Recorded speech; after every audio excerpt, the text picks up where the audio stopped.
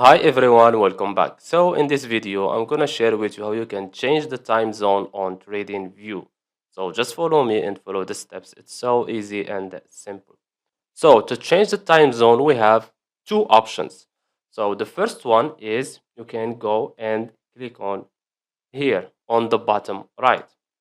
And as you can see here, we have all the time zones we want. So we have the London time zone +1, we have Rome time zone +2, and we have also here Phoenix time zone -7 and New York -4.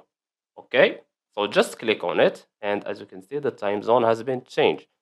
Also, the second option is go to the gear icon here and click on it.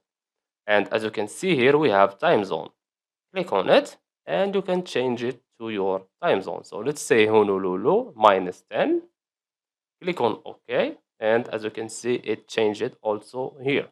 And that's it. So I hope you found this video helpful. Don't forget to give us a like and subscribe. Thanks for watching, and see you in the next one.